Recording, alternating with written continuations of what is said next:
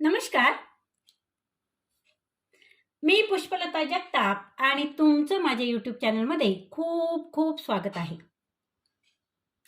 आजचा व्हिडिओ माझ्या गोड मैत्रिणीसाठी आहे, ज्यांनी वयाची 50 पार केलेली आहे आणि वयाच्या 50 नंतर येणारा जो एकटेपणा आहे तो सतावत आहे. त्या मैत्रिणींशी आज आपण मोकळेपणाने बोलणार आहोत. तुमच्या मनातलं, माझ्या मनातलं आपण इथे व्यक्त होणार आहोत मैत्रिणी. आणि म्हणूनच आजचा हा व्हिडिओ खूप महत्त्वपूर्ण असणार आहे. मी आज तुमच्याशी एक मैत्रीण म्हणून मनातल्या गोष्टी बोलणार आहेत. वय वर्ष 50. ऐकायला तसं म्हटलं तर साधंच वाटतं, नाही का? पण ह्याच वयाच्या उंबरठ्यावर आल्यावर आपल्यातल्या बहुतेक स्त्रियांच्या मनात कुठेतरी एक अनामिक पोकळी, एक अनामिक शांतता घर करायला लागते. मुले मोठी होतात, आपली बरीचशी कर्तव्य आता संपत आलेली असतात आणि अचानक या वळणावर आपल्याला वाटतं की मी एकटी पडली की काय. कधी मुलांनी घर सोडल्यामुळे घरात आलेली ती शांतता आपल्याला छळते, तर कधी शरीरात होणारे मोनोपॉजचे बदल. हे मोनोपॉजचे बदल आपल्याला आतून अस्वस्थ करतात आणि वरून आपण नेहमीप्रमाणेच मी सुपर वुमन आहे असा आवाज स्वतःलाच थकवून टाकतो. आपण नेहमी दाखवत असतो की मी सगळं काही करू शकते, मी सगळं काही सांभाळू शकते, नाही का? मी सुपर वुमन आहे. मला वाटतं ही भारतातल्या प्रत्येक स्त्रीची कहाणी आहे, नाही का? मैत्रिणींनो, आज आपण ह्याच मिडल एज लोनलेसनी किंवा मध्यम वयातल्या एकटेपणाबद्दल अगदी मन मोकळेपणाने बोलणार आहोत. आणि फक्त रडत न बसता, पुन्हा सांगते मैत्रिणींनो, फक्त रडत न बसता ह्यातून बाहेर पडण्याचे 10 सोपे आणि प्रॅक्टिकल उपाय सुद्धा आपण शोधणार आहोत मैत्रिणींनो. आजचा हा व्हिडिओ खूप स्पेशल आहे आणि त्याचमुळे हा व्हिडिओ तुम्ही शेवटपर्यंत नक्की बघा, कारण आज आपण ह्या एकटेपणाला हरवून स्वतःला पुन्हा नव्याने शोधणार आहोत. तर हा एकटेपणा अचानक येतो कुठून, नाही का? आपल्याला हा प्रश्न पडतो की मी तर संपूर्ण माझ्या कुटुंबात राहते, सगळे माझ्या आजूबाजूला राहतात, मग तरी सुद्धा मला आतून एवढं एकटं, एवढं उदास का वाटतं? तर ह्याची खरी कारणं काय आहेत ना, ती आधी आपण बघूयात. मैत्रिणींनो, वयाच्या 45 ते 50च्या दरम्यान आपल्या शरीरामध्ये तुम्हाला माहित आहे इस्ट्रोजेन आणि प्रोजेस्टेरॉन नावाच्या हार्मोन्सची पातळी झपाट्याने कमी जास्त व्हायला लागते. आता तुम्ही म्हणाल, याचा आणि एकटेपणाचा काय संबंध बाई? पण खूप मोठा संबंध याचा आहे मैत्रिणींनो. हे हार्मोन्स आपल्या मूडवर नियंत्रण ठेवतात आणि त्यामुळेच तर कधी विनाकारण तुम्हाला रडू येते, कधी भयंकर चिडचिड होते, तर कधी माझं आता या जगात कोणीच राहिलेलं नाही अशी भावना सुद्धा मनात तीव्र होते. आणि त्यामुळे आधी हे समजून घ्यायला हवं की तुम्ही मनाने कमजोर नाही आहात, तर तो तुमच्या शरीरात चाललेला एक अंतर्गत बदल आहे. दुसरं कारण म्हणजे एम्प्टी नेस्ट सिंड्रोम. ज्या मुलांसाठी आपण आपली 20, 30, 40 रात्रीचा दिवस करून वेचली, ती मुलं मोठी झाली, त्यांच्या पंखात आता बळ आलं आणि त्यांच्या पंखात बळ आल्यामुळे भरारी घेण्यासाठी त्यांना बाहेर पडावंच लागतं. कोणी उच्च शिक्षणासाठी जातं, कोणी नोकरीसाठी जातं, तर मात्र कोणी लग्नानंतर निघून जातं. अगदी कालपर्यंत ज्या घरात सतत गडबड असायची, आई माझा शर्ट कुठे ठेवला, आई अगं मला भूक लागली, अशा हक्का ऐकू यायच्या, तिथे अचानक शांतता पसरते. आणि या शांततेची एका आईला मात्र भीती वाटायला लागते. यालाच मानसशास्त्रामध्ये एम्प्टीनेस सिंड्रोम म्हणतात. कारण आपलं घरटं आता रिकामं झालेलं असतं आणि हा काळ एका आईसाठी खरंच खूप कठीण असतो बरं. आता ज्या नोकरी किंवा व्यवसाय करणाऱ्या मैत्रिणी आहेत ना, त्यांच्या बाबतीत बोलायचं तर तिथे सुद्धा एक वेगळा संघर्ष असतो. करिअरमध्ये एका ठराविक उंचीवर पोचल्यावर किंवा आता रिटायरमेंट जवळ येत चाललंय असं वाटायला लागल्यावर एक रिकामेपण आपल्याला जाणवायला लागतं. आजकालची तरुण पिढी खूप वेगाने पुढे जाते मैत्रिणींनो. त्यांच्याशी स्पर्धा करताना, नवीन टेक्नॉलॉजी आत्मसात करताना कधी कधी मनात भीती वाटते, नाही का? मी मागे पडते की काय? हो ना, वाटतंय ना तुम्हाला? त्याचबरोबर कामाच्या ठिकाणचा ताण आणि घरातून न मिळणारी भावनिक साथ खूप महत्वाचा आहे मैत्रिणी. घरातून जर भावनिक साथ मिळत नसेल तर मात्र हा एकटेपणा अजूनच वाढत जातो. आजकाल आपण फोन हातात घेतला की फेसबुक आहे, इंस्टाग्राम आहे आणि बरेच काही असे ॲप आहेत, नाही का? त्यामध्ये आपण इतरांचे परफेक्ट फोटो बघतो, त्यांची रील बघतो आणि हे बघून नकळतपणे आपल्या आयुष्याची तुलना त्यांच्याशी करायला लागतो. बरोबर ना? आपल्याला वाटतं की सोशल मीडिया आपल्या जगाशी जोडतोय, पण खरं सांगू, ती गोष्ट आपल्याला अजून एकटं पाडतं. कारण तिथे फक्त दिखावा आहे मैत्रिणींनो. हो, खरंच दिखावा आहे. कारण खरा संवाद आहेच कुठे तिथे, नाही ना? आणि एक गोष्ट सांगू का? खूप मोलाची गोष्ट आहे आणि हे सगळ्यांनी मान्य करायलाच हवी. आपल्या समाजाने काय केलंय मैत्रिणींनो? आपल्या समाजाने ना महिलांच्या डोक्यावर एक खूप मोठं ओझं ठेवलंय, सुपर वुमन असल्याचा टॅग. बरोबर ना? जी घर सुद्धा सांभाळते, ऑफिस सुद्धा सांभाळते आणि परफेक्ट राहण्याचा ती प्रयत्न सुद्धा करते. मुलांचा अभ्यास पण तीच घेईल, पाहुण्यांचं येणं जाणं, पाहुण्यांचं हसत मुखाने करणं आणि कधीच थकणार नाही. बघा केवढी मोठी जबाबदारी आहे ना.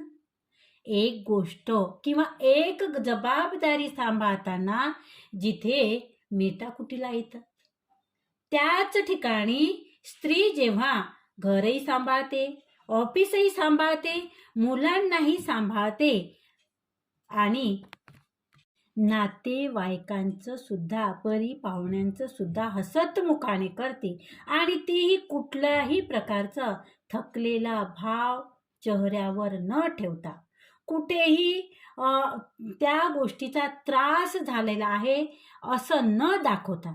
आणि मला वाटते ह्याच गोष्टी आपल्यासाठी खूप मारक आहे. आणि खरं सांगू मैत्रिणींनो, तुम्ही मान्य करायलाच हवं. तुम्हाला सुद्धा तो टॅग मिळवण्याची आणि तो टॅग मिरवण्याची खूप हौस असते. सुपर वुमन, बरोबर ना? सुपर वुमन हा टॅग मिळवण्याचं आणि तो टॅग मिरवण्याची सुद्धा तुम्हाला हौस असते. आणि हो, तोच टॅग मिरवताना आपण खूप मोठी किंमत मोजतोय. हे तुम्हाला माहित आहे का? नाही ना? तर त्या नादात आपण स्वतःलाच विसरून गेलेलो असतो, नाही का? आपण स्वतःला बघतच नाही. अरे, थोडं कौतुक कमी मिळालं तरी चालेल. कोण काही म्हटलं नाही, काही झालं असं म्हटलं तरी चालेल, परंतु एका वयानंतर तरी सगळंच ओझं एकटीने वाहण्याचा प्रयत्न करू नका. सोडून द्या सगळं. काही वय झाल्यानंतर सगळ्याच गोष्टीचा ट्रेस, तणाव हे सगळ्यांना झेपत नाही. सगळ्यांना म्हणजे नाही झेपत ह्या गोष्टी, म्हणून काही वयानंतर ह्या गोष्टी एकट्यानं वाहण्याचा प्रयत्न करू नका. 50शी नंतर ऑफिस आणि घर दोन्ही सांभाळणं जड जात असेल तर बिनधास्त बिनधास्त निवृत्ती घेऊन निवांत आयुष्य जगा. थोडं काम कमी करा. आपल्याला चांगलं माहीत असतं आपण कोणत्या गोष्टी नाही केल्या तरी चालतील आणि कोणत्या अति आवश्यक आहे. पण तुम्हाला माहित आहे आपण काय करतो? आपण हे करतो की मी खूप सक्षम आहे, मी कोणावर अवलंबून राहत नाही. ह्या अहंकारामुळे किंवा कधी कधी संकोचामुळे सुद्धा आपण कधी कुणाकडे हक्काने मदत मागत नाही. हे खरं आहे ना? मी थकले बाबा आज, किंवा मला आज बरं वाटत नाही असं सांगणं म्हणजे आपण कुठेतरी कमी पडतोय असं आपल्याला वाटायला लागतं, हो ना? पण आपण माणूस आहोत, मशीन नाही. प्रत्येक वेळी परफेक्ट असण्याची काहीच गरज नाही. कधीतरी काम सोडून पाय लांब करून बसणं आणि ते हक्काने मान्य करणं, याचं आपल्याला पण हक्क आहेच, हे लक्षात घ्या बरं. आणि तुम्हाला माहित आहे, जो एकटेपणा येतो ना, तो एकटेपणा कधी मानसिक आजारात बदलतो हे आपल्याला सुद्धा माहीत पडत नाही. जर तुमच्यात किंवा तुमच्या आजूबाजूला कोणामध्ये ही लक्षणं दिसत असतील तर आताच त्यांच्याशी संवाद साधा किंवा तुम्ही सावध व्हा. आता बघूयात काय असतात ही लक्षणं. तर सगळं एकत्र बसले आहेत तरी सुद्धा मनात सतत एक विचार येतो की माझं अस्तित्व इथं कोणालाच जाणवत नाही. माझ्या कष्टाची कुणीच दखल घेत नाही. सतत चिडचिड करणे किंवा अचानक अबोल होणे, छोट्या छोट्या गोष्टीवरून खूप खूप राग येणे किंवा अचानक लोकांपासून लांब लांब राहायला लागणे.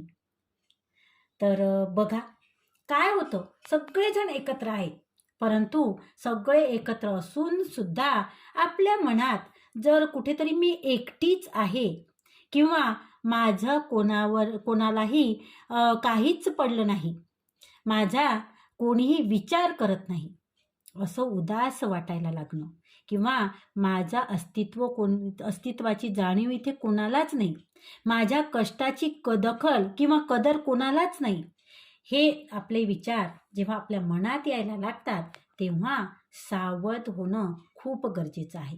त्याचबरोबर रात्री झोपच न येणं किंवा मग सतत झोपून राहावंसं वाटणं, एकतर भूक पूर्णपणे मरणं किंवा प्रमाणाच्या बाहेर खाणं. कधी कधी काय होतं की रात्रीची झोपच लागत नाही आणि कधी कधी झोपून राहावंसं वाटतं, उठावंसं वाटतच नाही. कधी कधी भूकच लागत नाही, जेवावंसंच वाटत नाही आणि कधी कधी खूप खावंसं वाटतं. त्याचबरोबर आणि तुम्हाला माहित आहे, जेव्हा पूर्वी तुम्हाला काही गोष्टी आवडायच्या आहे ना, जसं की नटणं आहे, थटणं आहे, गाणी ऐकणं आहे, स्वयंपाक करणं आहे आणि मैत्रिणीशी तास न तास बोलणं आहे, त्यातला सुद्धा इंटरेस्ट पूर्णपणे निघून जातो. ही अशी काही लक्षणे आहेत ज्यामुळे आपल्याला समजतं की आपल्याला एकाकीपणा वाटतोय. याच्यावर उपाय बघण्यापूर्वी मी तुम्हाला असं सजेस्ट करेल की तुम्ही स्वतःला ओळखायला शिका, स्वतःला महत्त्व द्यायला शिका, स्वतःशी संवाद साधायला शिका. स्वतःशी संवाद साधा मैत्रिणींनो आणि स्वतःशी मैत्री करायला शिका. मैत्रिणींनो, मला इथे एक गोष्ट आवर्जून नमूद करावीशी वाटते. बघा, आपल्याकडून काय गफलत होते ना, आपण एकटेपणा आणि एकांत ह्या दोन्ही गोष्टी एकाच मापात मोजतो. परंतु एकटेपणा आणि एकांत ह्या दोन्ही वेगवेगळ्या गोष्टी आहेत. एकटेपणा जेव्हा येतो ना तेव्हा तुम्हाला लोकांची सोबत हवी असते, पण तुमच्या सोबत कोणी नसतं किंवा माणसं आजूबाजूला असून सुद्धा तुमचं मन कुणाशी जुळत नाही. हा झाला एकटेपणा. आपल्याला आतून पोखरून त्रास देत असतो. तर एकांत म्हणजे काय? तर जेव्हा तुम्ही स्वतःच्या आनंदासाठी, स्वतःच्या मर्जीने एकटं राहता ना, तेव्हा मनात एक कमालीची शांतता असते. यामध्ये तुम्ही स्वतःची जिवलग मैत्रीण बनता. तर आपल्याला ना या एकटेपणातून या एकांताकडे प्रवास करायचा आहे. बघा, जमतं का तुम्हाला? एकटेपणा सोडून आपल्याला एकांताकडे आता प्रवास करायचा आहे. भलेही आपल्यासोबत कोणी नसेना, परंतु आपण जेव्हा आपल्यासोबत असतो ना, तेव्हा आपल्याला कोणाचीही गरज भासत नाही मैत्रिणींनो. बघा, प्रयत्न करा. तुम्ही तुमच्यासाठी जगण्याचा प्रयत्न करा. आणि आता काय करायचं आहे? तर आपल्याला कोणासाठीही आपल्याला कोणाकडून अपेक्षा ठेवायची नाही, की तो माझ्यासाठी असेल, त्याने माझी मदत करावं, तो माझ्यासाठी अवेलेबल असला पाहिजे किंवा त्याची सोबत असली पाहिजे, त्याच्या सोबतीची वाट बघायची. हा झाला एकटेपणा. हा एकटेपणा दूर करून स्वतःच्या सोबतीचा आनंद घ्यायला शिकायचा आहे. त्यामुळे आता वळूया आपल्या सगळ्यात महत्त्वाच्या भागाकडे. हा एकटेपणा आपल्याला कायम पळवून लावायचा आहे. त्यामुळे हे 2 सोपे आणि प्रॅक्टिकल उपाय नीट समजून घेऊया आणि आजपासूनच त्याच्यावर अंमलबजावणी करूया. त्यातली पहिली गोष्ट म्हणजे स्वतःच्या आरोग्याला प्रथम प्राधान्य द्या. शारीरिक, मानसिक सुद्धा आत्तापर्यंत आपण सगळ्यांसाठी खूप धावलो आहे, नाही का? तर आता स्वतःसाठी धावायची वेळ आलेली आहे. बघा, त्यासाठी काय करायचं आहे मैत्रिणींनो? तर रोज दिवसातून कधीही, परंतु किमान 1 तास स्वतःसाठी काढा. चालायला जा, योगा करा, हलका व्यायाम करा आणि त्याने काय होतं तर वजन कमी झालं पाहिजे असं नाही. तर त्याचा काय फायदा होईल तर नवीन ओळखी होतील. त्याचबरोबर तुमचं हार्मोन बॅलन्ससुद्धा राखलं जाईल. तुमचं मूडसुद्धा फ्रेश राहील आणि हो, मोनोपॉजचा त्रास जास्त होत असेल तर एखाद्या चांगल्या गायनोकॉलॉजिस्टकडे जाऊन त्यांचा सल्ला जरूर घ्या. त्यासाठी अजिबात लाजायचं नाही. शरीर सुदृढ असेल तर मन आपोआप आनंदी राहील. आणि दुसरी गोष्ट म्हणजे बालपणाची एखादा छंद पुन्हा जिवंत ठेवा किंवा त्याकडे वळा. मैत्रिणींनो, मला एक सांगा, तुम्हाला लग्नापूर्वी किंवा कॉलेजमध्ये असताना काय करायला आवडायचं? जसं की चित्रकला आहे, गाणं आहे किंवा वाचन करणं आहे, शिवणकाम आहे, कुणाला छान रांगोळी काढायची असते, तर कुणाला छान बागकाम करायला सुद्धा आवडते, कुणाला रेसिपीज करायला आवडतात. तर तो छंद आता तुम्ही बाहेर काढा. कारण छंद हा माणसाचा सगळ्यात मोठा मित्र असतो. बघा, तुमचा छंद तुम्हाला नवचैतन्य देत असतो मैत्रिणींनो. आणि जेव्हा तुम्ही तुमच्या आवडीच्या कामात स्वतःला गुंतवून घेता ना, तेव्हा डोक्यात एकटं पडल्याच्या विचारात जागाच राहत नाही. तुम्हाला वाटतच नाही मी एकटे आहे. आणि तिसरी गोष्ट म्हणजे नवीन कौशल्य किंवा तंत्रज्ञान शिका. वय झालं, आता काय करायचं आहे किंवा मला त्यातलं काय कळतंय, हे डायलॉग बाजी बंद करा. हे डायलॉग आता मारूच नका. खूप झालं. मला काय कळतं, मला काय गरज आहे, ह्या गोष्टी आता करू नका. तर नवीन भाषा शिका, कुकिंगचे नवीन प्रकार शिका किंवा डिजिटल गोष्टी शिकून घ्या. ऑनलाईन बँकिंग असेल किंवा सोशल मीडियाचा योग्य वापर कसा करायचा, ह्या गोष्टी शिकून घ्या. त्यामुळे तुमचा आत्मविश्वास वाढतो. पण आणखीन त्याचबरोबर म्हणजे मुलांसोबत म्हणजेच तरुण पिढी आहे, त्यांच्यासोबतसुद्धा तुम्हाला गप्पा मारायला नवीन विषयसुद्धा मिळतो मैत्रिणींनो. आणि पुढची गोष्ट म्हणजे चौथी गोष्ट म्हणजे हक्काच्या मैत्रिणीचा ग्रुप बनवा. हे सगळ्यात महत्त्वाचं आहे. आपल्या जुन्या मैत्रिणींना शोधा, पुन्हा ते कनेक्शन जिवंत करा. आजकाल सोशल मीडियामुळं काय होते की खूप सोपं झालं आहे हे, की आपल्या जुन्या मैत्रिणी शोधून काढणं आता पहिल्यासारखं कठीण काहीच नाही राहिलं. तर सोशल मीडियाच्या माध्यमातून तुम्ही तुमच्या जुन्या मैत्रिणी मिळवा, त्यांचे नंबर मिळवा आणि तुमचा ग्रुप बनवा, त्यांच्याशी बोला, मैत्री करा. आणि मी तर सांगेल की एखादी तरी अशी जुनी मैत्रीण तुम्हाला मिळेल जिच्याशी अजूनही तुमच्या मनाच्या तारा जुळतात. मैत्री एकटेपणा कमी करते मैत्रिणींनो. कधी कधी फक्त कुणीतरी शांतपणे आपलं ऐकून घेतलं ना, तरी सुद्धा मन खूप हलकं होतं. आपल्या भावना व्यक्त करण्यासाठी सुरक्षित जागा मिळते. आणि सगळ्याच गोष्टी घरच्यांना आपल्याला सांगता येतं का? नाही सांगता येत. पण खरी मैत्रीण असते ना, ती जज करत बसत नाही, ती जज करत नाही, ती ऐकते. आणि त्यामुळं काय होतं की तुमचं मानसिक आरोग्य चांगलं राहतं. तुम्ही तुमच्या मनातलं जे काही आहे ते तुम्ही बाहेर काढल्यामुळे तुमचं मानसिक आरोग्य चांगलं राहतं. गप्पा मारणे, भेटणे, हसणे यामुळे तुमचा ताण कमी होतो आणि मन अगदी प्रसन्न राहतं. स्वतःची ओळख पुन्हा सापडते. आई, बायको किंवा सासू ह्याच्या पलीकडे मी कोण आहे ह्याची आठवण आपल्याला मैत्री करून देत असते. शिवाय मैत्रिणीमुळे धाडससुद्धा वाढतं. हे कायम लक्षात ठेवा बरं.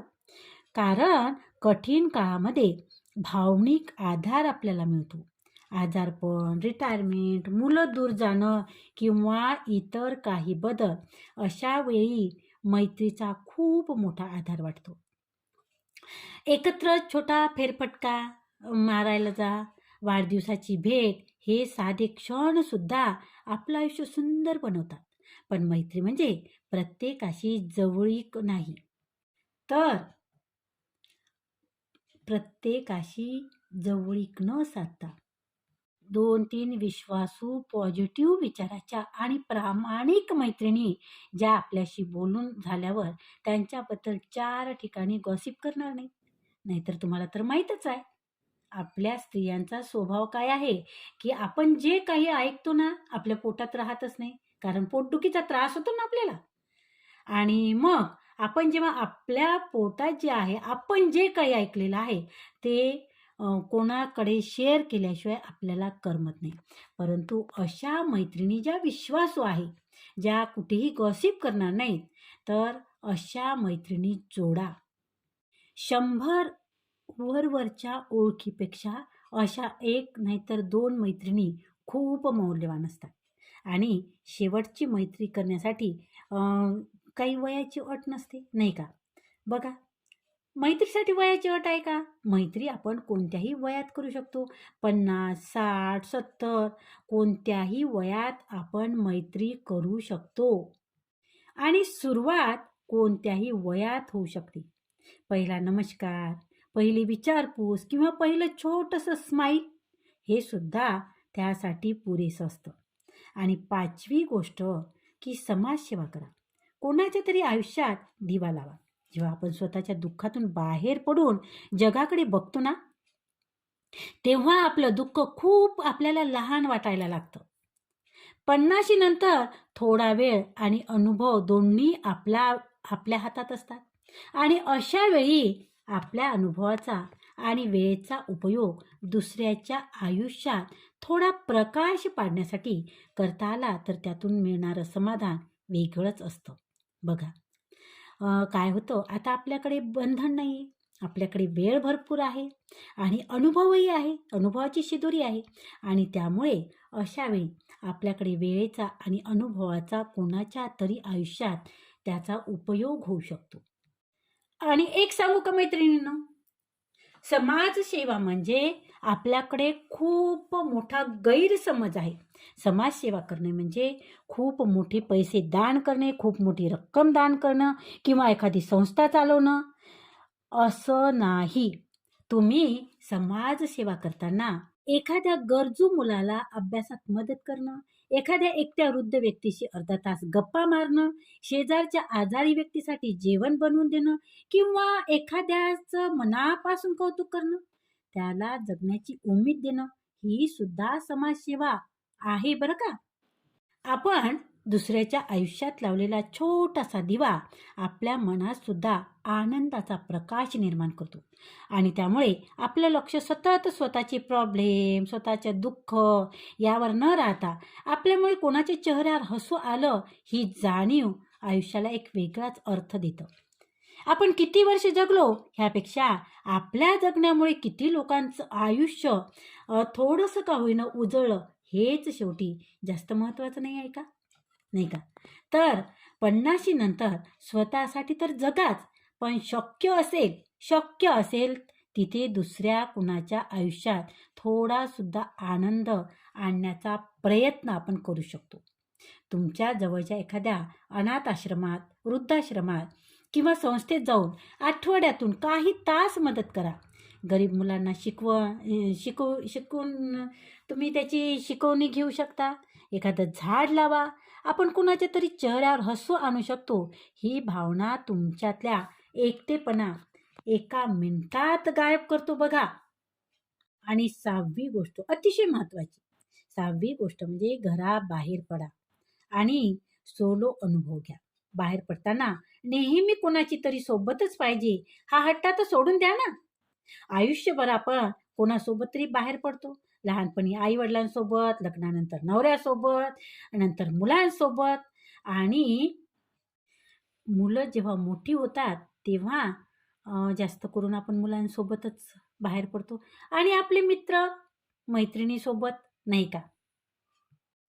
पण होतं काय ना की जेव्हा मुलं मोठी झाली की त्यांची ती बिझी होतात आणि स्वतःच्या सोबतीने बाहेर पडण्याची सवय बऱ्याच वर्षानंतर ती सवयच राहत नाही आणि बऱ्याच जणींचं काय होतं की बाहेर पडण्याची मग त्यांना सवय मोडल्यामुळे बाहेर पडावंसं वाटत नाही आणि नंतर काय होतं ना की बाहेर पडायची भीतीच वाटायला लागते.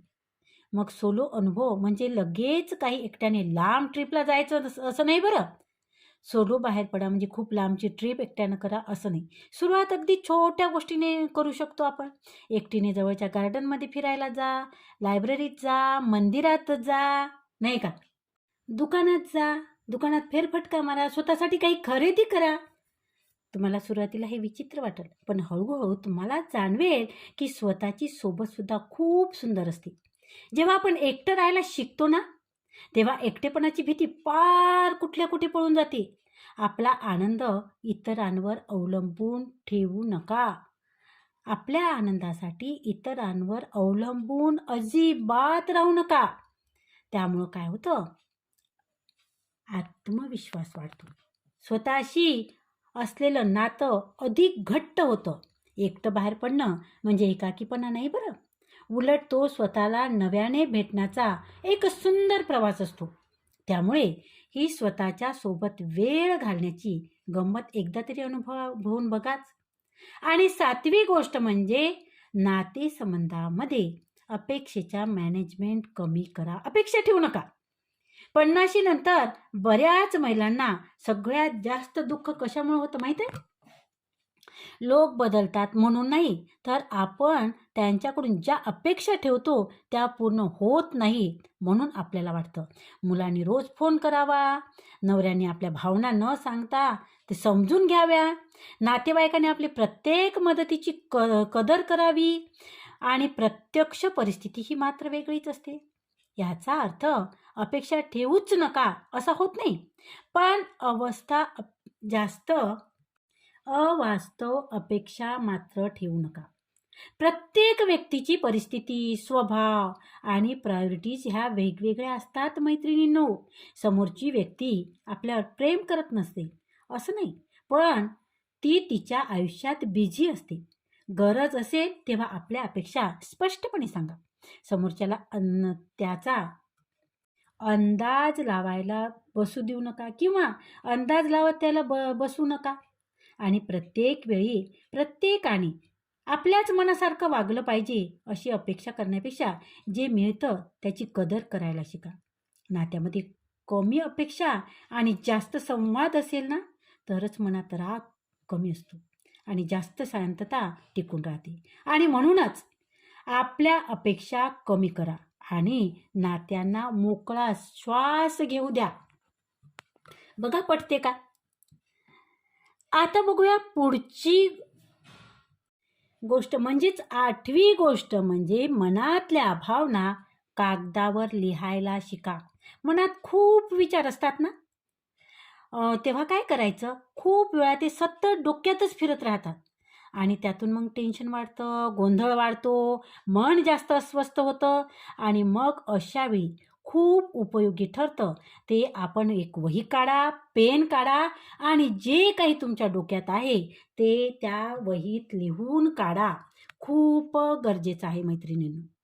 आणि लेखन करणं म्हणजे त्यासाठी खूप मोठे मोठे लेखच लिहायला पाहिजे असं नाही. तुम्ही दररोज फक्त 5 ते 10 मिनिट मनात जे आहे ते एका वहीमध्ये लिहा. आज कशामुळे तुम्ही आनंदी झाला? आज कशामुळे तुम्ही दुखावला गेला? आज कशाची काळजी तुम्हाला वाटली? आणि आज मी कोणत्या गोष्टीबद्दल कृतज्ञ आहे? फक्त या काही प्रश्नांची उत्तरं लिहिलीत ना तरी खूप पुरेशी आहे. यात व्याकरण, सुंदर हस्ताक्षर किंवा परफेक्ट शब्दाची गरज नसते. पुन्हा सांगते की हे जे तुम्ही मनातले लिहिता त्यासाठी तुमचं अक्षर सुंदरच असायला पाहिजे असं काही नाही. जसे तुमच्या मनात येतात विचार तसे विचार तुम्ही कागदावर उतरवा. आणि एक सांगू, ही वही काही कोणाला दाखवण्यासाठी नाही आहे, तर ही वही तुम्हाला स्वतःला समजून घेण्यासाठी असते. बघा, विचार करा. तुमच्या मनात जे काही आहे, जे काही विचार आहे, तुम्ही जर शब्दात मांडत गेलात ना, तर मन अगदी हलकं होईल. हा माझा अनुभव आहे. बघा, प्रयत्न करा. आणि त्यामुळं काय होईल? हळूहळू तुम्हाला तुमचे विचार, भावना आणि वागण्याचे काही ठराविक पॅटर्न ह्याच्यामुळे तुम्हाला दिसायला लागतील. कोणत्या गोष्टी तुम्हाला नेहमी नेहमी त्रास देतात आणि कोणत्या गोष्टी खरंच आनंद देतात हे जास्त स्पष्ट होईल. आणि सगळ्या भावना मनात साठवून ठेवण्यापेक्षा त्या कागदावर उतरवणं जास्त हलकं वाटतं. कधीकधी एक रिकामी वहीसुद्धा आपल्या मनाची सगळ्यात जास्त चांगली मैत्रीण बनू शकते बरं.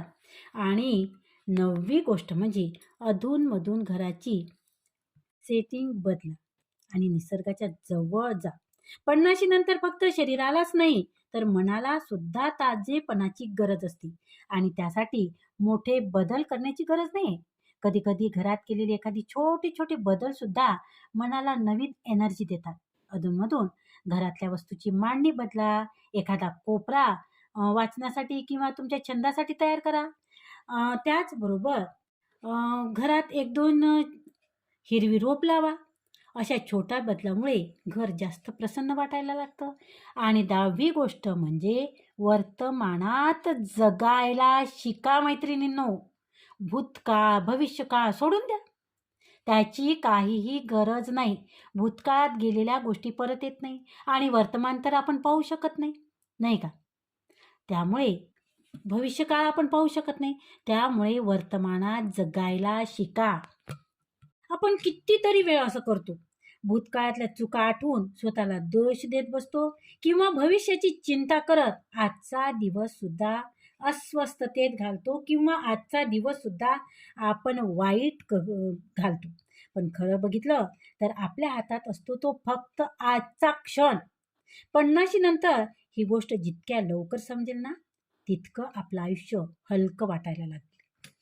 मुलांनी पुढं काय करावं, उद्या काय होईल, सून कशी वागेल, जावई कसा मिळेल, या सगळ्या विचारामध्ये आपण आजचा आनंदच घालून बसतो, नाही का? त्याऐवजी काय करायचं? छान तुम्हाला आवडतो तसा आलं घालून चहा करा आणि आजचा निवांत छान चहा घ्या. नातवंडासोबत खेळत असाल तर मनापासून खेळा. फिरायला गेला असाल तर मोबाईलकडे नाही तर झाडांकडे बघा. आपल्याला आजकाल सवय काय आहे की आपण सतत मोबाईलमध्ये बघत राहतो. परंतु जेव्हा तुम्ही फिरायला जाता ना तेव्हा झाडांकडे, निसर्गाकडे, आकाशाकडे बघा आणि त्यामुळे तुमचं मन अधिक आल्हाददायक होईल. आणि आणि सगळ्यात महत्त्वाचं, तुम्ही जे काम करत आहात ना ते पूर्ण लक्ष देऊन करा. वर्तमानात जगणं म्हणजे भविष्याचा विचार अगदी सोडून द्यायचा का? तर तसं नाही. भविष्याची तयारी करताना सुद्धा आजचा दिवस जगायला विसरायचं नाही. आणि भूतकाळातल्या चुकांमधून आपण जे धडे घेतलेत ते सुद्धा विसरायचे नाहीत मैत्रिणींनो. एवढाच याचा अर्थ आहे. जे झालं ते बदलता येत नाही आणि भविष्य पूर्णपणे आपल्या हातात नाही आहे.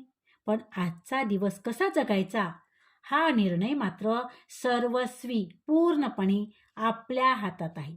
आणि आनंदाची सुरुवात हाच निर्णय बदलण्यापासून होतो, नाही का? तुम्हाला जर बदललं तर नक्कीच चांगली सुरुवात होऊ शकते, नाही का?